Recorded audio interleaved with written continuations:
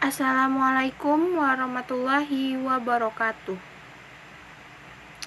Saya Ayu Mayangsari dari kelas G Perpajakan dengan nomor NIM C0D020050 ingin membacakan materi tentang beban dibayar di muka.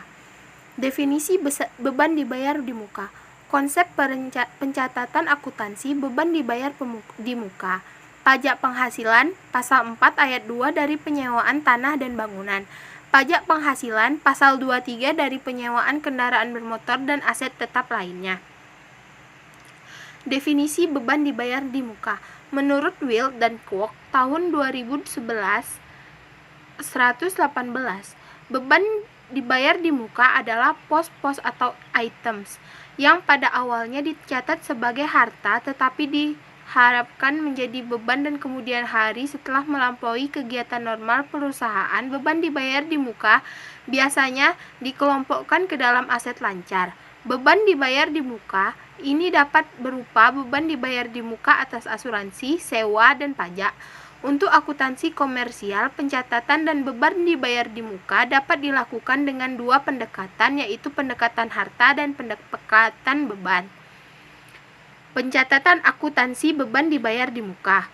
Dalam laporan keuangan, beban dibayar di muka masuk ke dalam aktiva atau aset lancar. Biaya dibayar di muka atau period expense dilakukan dengan dua cara, yaitu dicatat sebagai pre-record biaya atau dicatat sebagai biaya. Pos ini awalnya dicatat sebagai aset karena kasnya telah dibayarkan padahal jasa atau barangnya belum diterima.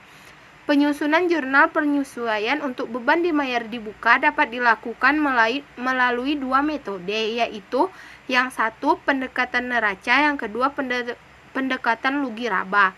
PPh pasal 4 ayat 2 atas penyewaan tanah dan bangunan.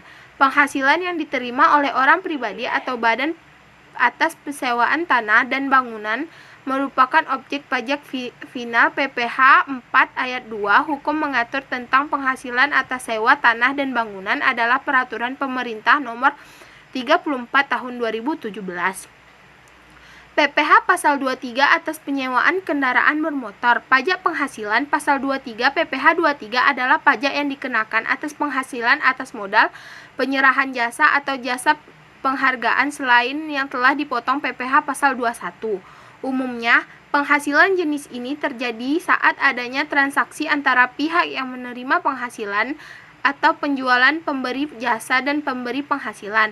Lanjutan, penyewaan kendaraan bermotor dapat baik oleh pajak pribadi dan pajak wajib pajak. Pemotongan PPh pasal 23 dikarenakan terhadap rental fee yang diterima atau diperoleh dengan mengacu pada pasal 23 UU PPh atau UU nomor 7 1983 yang telah diubah Undang-Undang nomor 36 tahun 2008. Pemotongan ini wajib dilakukan jika penggunaan mobil rental merupakan pemotongan pajak yang telah ditunjukkan kepala KPP atau kantor pelayanan pajak tempat. Baiklah, itulah tadi hasil presentasi dari saya. Lebih dan kurang saya mohon maaf. Saya akhiri dengan Assalamualaikum warahmatullahi wabarakatuh.